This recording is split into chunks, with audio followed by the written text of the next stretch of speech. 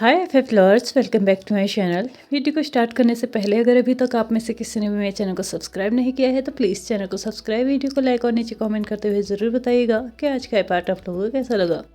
तो चलिए, all the troubles is only because of heart के नेक्स्ट पार्ट को स्टार्ट करते हैं। लास्ट पार्ट में हमने देखा था कि जैन चेंग अपनी फीलिंग्स को लेकर बहुत ज़्यादा कन्फ्यूज़ हो चुका था। लास्ट नाइट जा चुकी थी, अगली सुबह भी हो चुकी थी। सुबह सुबह फिर से लैन सिचेन आशिकाना अंदाज में अपने होने वाले पार्टनर को उसके रूम में मिलने जा चुका था। भले ही वो बात अलग था कि सुबह के 8:30 करीबन हो चुका था टाइम, और अभी उनके पास टाइम था अपने क्लासेस के लिए निकलने के लिए। 9 बजे से क्लासेस निकलती थी, तो उससे पहले ही मतलब अपने जो पार्टनर उसका होने वाला है उससे मिलने का बहुत ज़्यादा मन था, और उसको सुबह सुबह देखने का भी उसको बड़ा मन कर रहा था। आखिरकार सुबह सुबह उससे देखेगा तो दिन भर उसका अच्छा जाएगा, ऐसा उसका मानना था। फाइनली लैन सिचेन जैन चेंग के रूप में पहुंच चुका था। वहां पे पहुंचते ही उसने देखा कि जैन चेंग शीशे के आगे बैठ के खुद को बहुत अच्छे से निहार रहा था, अपने ड्रेस ठीक कर रहा था, बालों को संवार रहा था, और साथ ही साथ अपने फेस पे भी हल्का सा वो मेकअप लगा रहा था, जिसको देखने के बाद लैन सिचेन को ऐसा लग रहा था कि मे भी उसने उसकी लाइफ में ये चीज़ पहली बार देखी होगी कि जैन चेंग अपने लुक्स के लिए मतलब थोड़ा सा केयरफुल हो रहा है। वो बात अलग थी कि उसने आज तक ये नोटिस नहीं किया था कि उसने वैनकिंग को पटाने के लिए भी अपने आप को बहुत ज़्यादा मतलब मेंटेन रखने की कोशिश की थी, खुद को अच्छा दिखाने की कोशिश की थी। वो बात अलग है कि वैनकिंग जिसकी होनी थी उसकी हो चुकी है, और अब वो कुछ भी कर ले वो उसके हाथ नहीं आने वाली है। जैन चेंग शीशे के सामने बैठ के खुद को कभी इस हाफ से तो कुछ उस हाफ से मतलब अपने आप को कभी इस साइड कभी उस साइड मतलब टर्न कर करके देख रहा था कि मैं कैसा लग रहा हूँ। तो तभी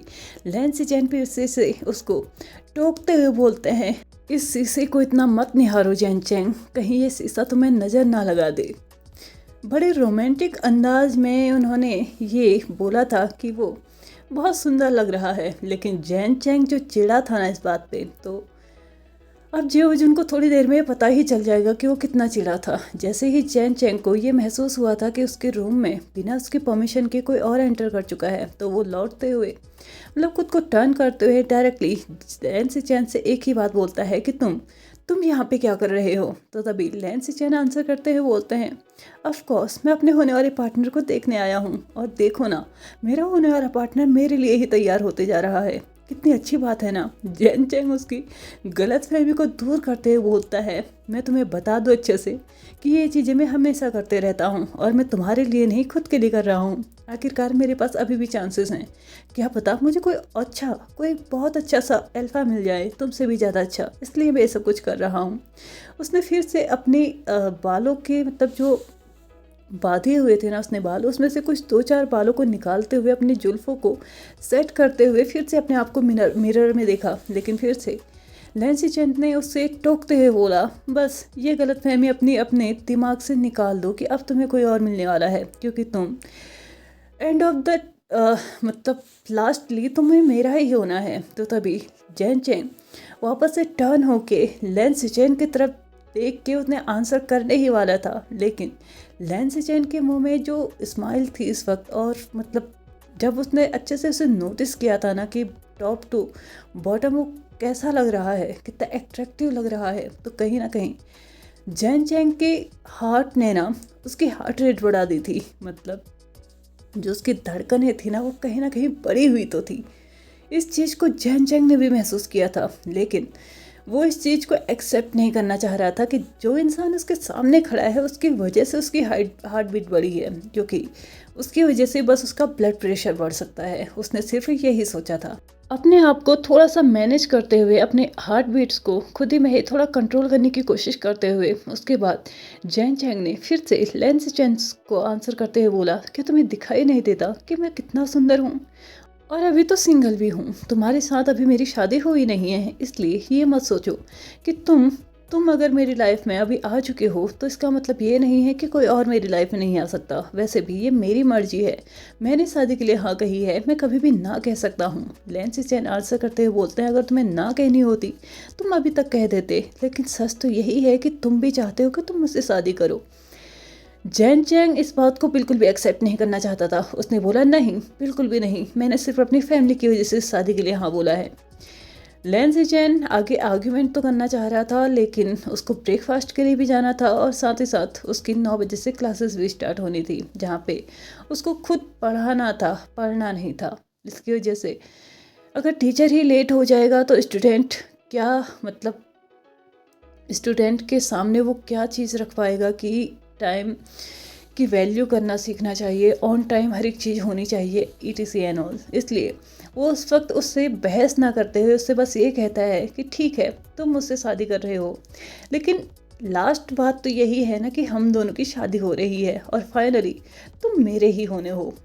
कोई बदल ही नहीं सकता इस तथ्य को कि लैन सिचेन की शादी जैन चैंग से हो रही है या जैन चैंग की शादी लैन सिचेन से हो रही है। लास्टली तथ्य यही होगा कि हम दोनों की शादी हो रही है और एक न एक दिन तुम जिस फिगर को अभी मेंटेन करने की कोशिश कर रहे हो ना, उसी बॉडी में तुम मेरे बेबी को भी कैरी करोगे। बड़ी बेशर्मी के साथ जो ये लैन सिचेन ने ये वर्ड बोला था ना, ये सेंटेंस बोला था, ये तो काफ़ी था जैन चैंग को उसकी ही जगह पे एकदम बुद्ध बना के खड़ा कर देने के लिए। वो आगे कुछ कर पाता, लेकिन इससे पहले ही लैन सिचेन को अच्छे से समझ में आ गया था कि वो क्या बोल गया है और सामने वाला इंसान अब उस पर क्या रिएक्ट करने वाला है। उसको वो टाइम ना देते हुए वो वहाँ से भाग चुका था और साथ ही उसने दरवाजा बंद कर दिया था। जैसे ही जैन चैंग को समझ में आया कि अभी अभी लैन सिचेन उससे क्या बोल के गया है, उसने शीशे के सामने पड़ी हुई एक छोटी सी बोतल थी, वो इत्र की थी या तेल की ये तो नहीं पता, उसने उसी को उठा के उस डायरेक्शन में फेंका जिस डायरेक्शन से अभी अभी लैन सिचेन वहाँ से गए थे। लेकिन कोई फ़ायदा नहीं था, वो पहले ही जा चुके थे और वो शीशी फर्श पे जाके अच्छे से टूट चुकी थी, चकनाचूर हो चुकी थी। दूसरी तरफ जैन चैंग भले ही इस वक्त अपने फेस पे गुस्सा दिखा रहा था, लेकिन लैन सिचेन के इस सेंटेंस ने उसके फेट में जो बटरफ्लाइज उड़ रहे थे ना, उसके हार्ट बीट जो तेज हुई थी, उसको वो अच्छे से महसूस कर पा रहा था। अगर इस वक्त उसके सामने कोई खड़ा होता ना, तो वो भी उसकी बढ़ते हुए हार्ट बीट्स की वो आवाज़ सुन सकता था। जैन चैंग ने अपने दिल के ऊपर अपने इंडेक्स फिंगर को रखते हुए बोला, ए तुम मेरे हो, तुम किसी और की बात पे रिएक्ट कैसे कर सकते हो? कि तुम्हें दिखाई नहीं देता तुम मुझे जिंदा रखने का काम करते हो और तुम किसी और की बात पे धड़क रहे हो? धोखेबाज, मैं तुम्हें छोड़ूंगा नहीं। अगर तुमने मेरा साथ छोड़ के किसी और के पास तुम गए ना, देख लेना, मैंने तुम्हें वैन किंग को दिया था। अगर उसने नहीं लिया तो चुपचाप मेरे पास बैठे रहो, किसी और के पास जाने की ज़रूरत नहीं है। उसने ये सब कुछ अपने इंडेक्स फिंगर से बार बार वहाँ पे मतलब दबाते हुए उस जगह को, अपने चेस्ट को, उस जगह पे जहाँ पे दिल होता है, उस जगह को दबाते हुए ये बात बोली थी कि वो क्लियरली अपने दिल को वॉर्न कर रहा है कि तुम्हें किसी और के पास जाने की ज़रूरत नहीं है, तुम उसको ज़िंदा रखने की कोशिश करो, यही तुम्हारे लिए बेहतर है। लगभग 5 से 6 दिन ही रह चुके थे लैन सिचेन और जैन चैंग की शादी के लिए, इसलिए तैयारियां भी ज़ोरों शोरों से थी। हाँ, इस बार सिर्फ ये तय किया गया था कि जो शादी का मतलब जो रिचुअल्स होंगी, जो सेलिब्रेशन होगा, वो बहुत बड़े लेवल पे नहीं होगा, छोटे मोटे लेवल पे ही होगा। और जब सब कुछ ठीक ठाक रहेगा तो लास्टली जो पार्टी देनी होगी, मतलब जो बैंक्वेट होगा, वो बड़े लेवल पे रखा जाएगा। लेकिन तब तक हर एक चीज़ सीक्रेट रखा जाएगा, क्योंकि इसके पहले जो कुछ भी हुआ था, अगर वो अगेन होता है तो एटलीस्ट किसी और को पता तो नहीं चलेगा। वो बात अलग है कि भैया राजा के घर में शादी नाम की जो चीज़ होती है ना, वो किसी से छुपती नहीं है। लेकिन हाँ, इन लोगों ने कोशिश ज़रूर की थी। लैन सिचेन और जैन चैंग की नटखट सी लड़ाई ऐसे ही चल रही थी। दूसरी तरफ वीवू जियान और वांग जी, इन दोनों के तो बिल्कुल रोमांटिक सेशन ख़त्म ही नहीं हो रहे थे। ये कभी भी कहीं भी रोमांटिक सेशन मतलब अपने आप में ही फ्लर्टिंग करना, एक दूसरे को अच्छे से टीस करना, भले ही हाँ मतलब इंटीमेशन टाइप का नहीं था, लेकिन हाँ बाकी चीज़ें बहुत ज़बरदस्त तरीके से चल रही थी। इस वक्त भी ये दोनों क्लास में थे, एक साथ बच्चों को म्यूज़िक सिखा रहे थे। लेकिन देखो ना, फिर भी ये दोनों आंखों ही आंखों में ऐसे ऐसे इशारे किए जा रहे थे कि स्टूडेंट भी अच्छे से समझ रहे थे कि आज उनके जो टीचर है ना, बड़े रंगीन मिजाज में घूम रहे हैं। अगर इस वक्त इन्हें क्लास में छोड़ दिया जाए तो ऑफकोर्स सी बात है, बाहर जो आवाज़ें इन सभी को सुनने को मिलेंगी ना, मैं भी हर किसी को ये फील कराने के लिए बहुत है कि वो भी अब मैच्योर हो चुके हैं, वो भी अब 18+ हो चुके हैं और उन्हें भी अब अपनी लाइफ की इस चीज़ को एंजॉय कर ही लेना चाहिए। और लान वांगजी और विंग की तो हालत वैसे भी बहुत बहुत सख्त चल रही थी।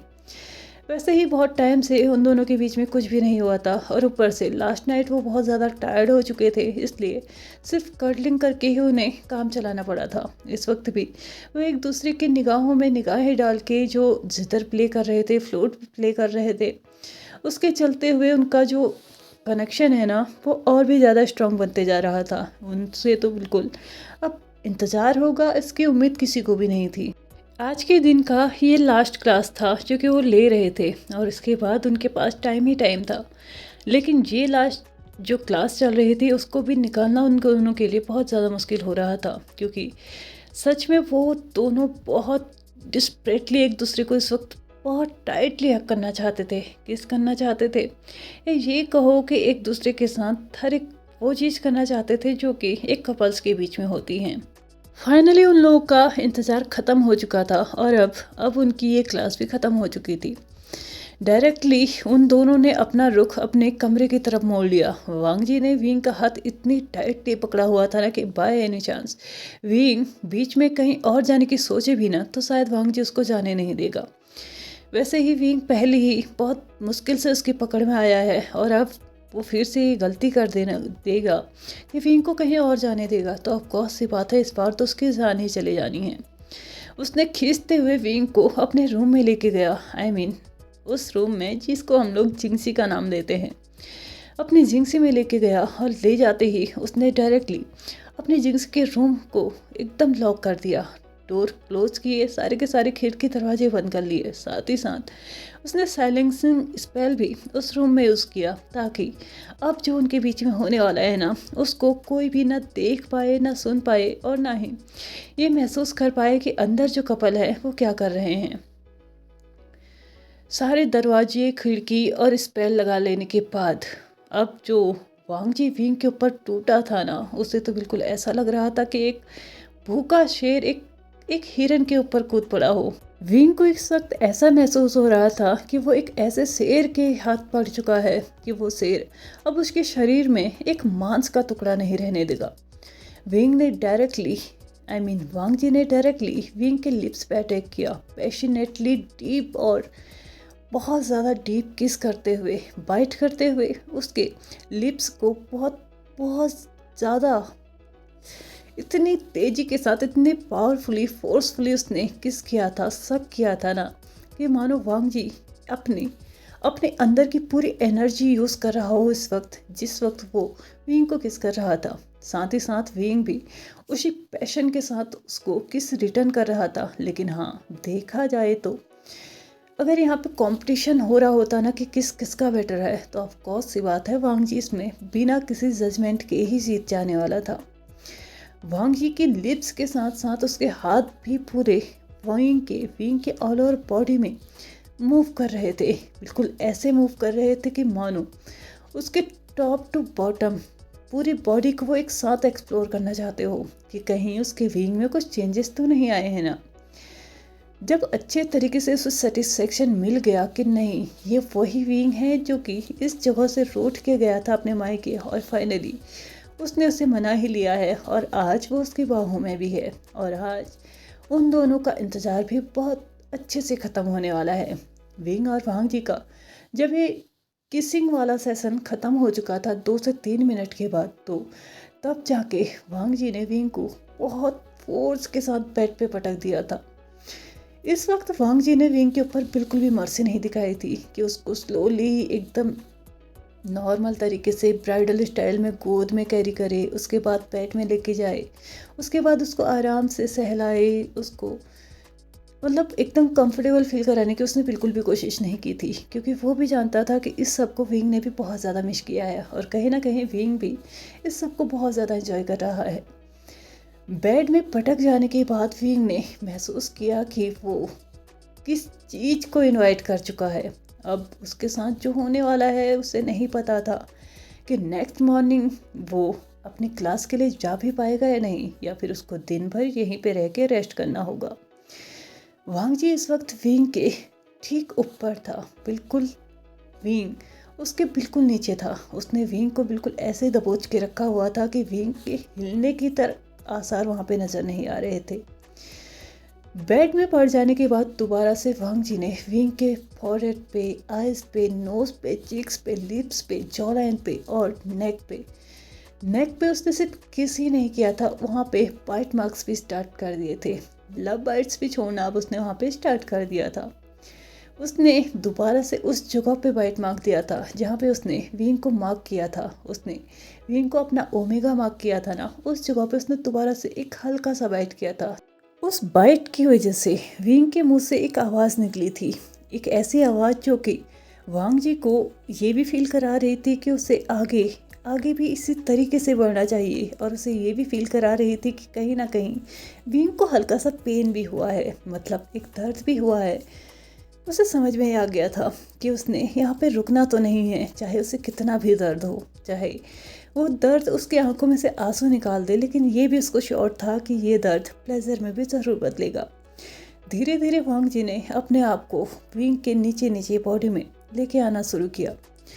विंग के दोनों साइड के नेक पे उसने अब इतने प्यारे प्यारे से लव बाइट्स दे दिए थे ना कि विंग को मे भी जब सुबह उठ के वो बाइट्स दिखने थे ना, तो उसको पक्का ये रियलाइज़ होना था कि नाइट में उसने वांग जी पे बिल्कुल भी ध्यान नहीं दिया था। जो भी वांग जी कर रहा था ना, उसने फ्रीली उसको वो करने के लिए छोड़ दिया था।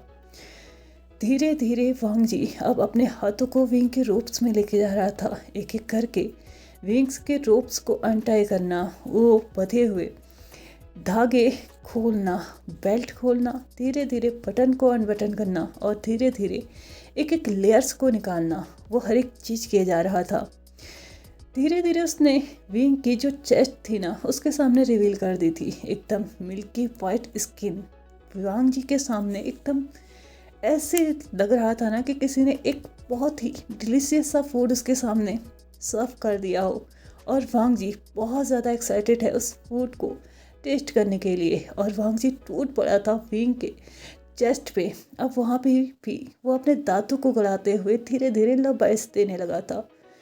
दूसरी तरफ विंग था जो अपनी आइज़ को क्लोज करके बस उस मोमेंट को एंजॉय कर रहा था। अपने फेस से, अपने चीक्स पे उसकी जो रेडनेस थी ना, उसको महसूस कर पा रहा था, वो हॉटनेस को भी महसूस कर पा रहा था, और साथ ही साथ उसके मुंह से निकलने वाली आवाज़ें, उनको भी वो क्लियरली सुन पा रहा था। भले ही वो बात अलग थी कि उसने अपने लोअर लिप्स को बहुत टाइटली मतलब बाइट किया हुआ था, अपने दांतों के बीच दबाया हुआ था, ताकि उसके मुंह से कोई भी आवाज़ ना निकले ऐसी जो कि वांग जी को सिर्फ एक नॉर्मल इंसान से बीस्ट बना दे। इसके लिए वो कोशिश कर रहा था खुद को कंट्रोल करने की, लेकिन वांग जी का असर उस पर इतना ज़्यादा था कि वो खुद पे कंट्रोल ही नहीं कर पा रहा था। और मुझे लगता है कि मुझे इस पार्ट को आज यहीं पे ख़त्म कर देना चाहिए। इन लोगों को थोड़ा प्राइवेसी दे देते हैं, इससे आगे हम कल स्टार्ट करेंगे। तो चलिए फ्रेंड्स, आज के इस पार्ट को हम यहीं पे ख़त्म करते हैं। वीडियो पसंद आया हो तो please like share subscribe and comment करते हुए जाएगा। और अगर किसी को इतने अच्छे से मोमेंट पे इस वीडियो को ख़त्म कर दिया, इस बात पे गुस्सा आ रहा हो, तो वो अपने शब्दों का प्रयोग करते हुए नीचे कमेंट बॉक्स में कुछ भी बोल सकता है। आज के लिए एक्सेप्टेबल होगा। Thank you so much for watching my video and bye bye.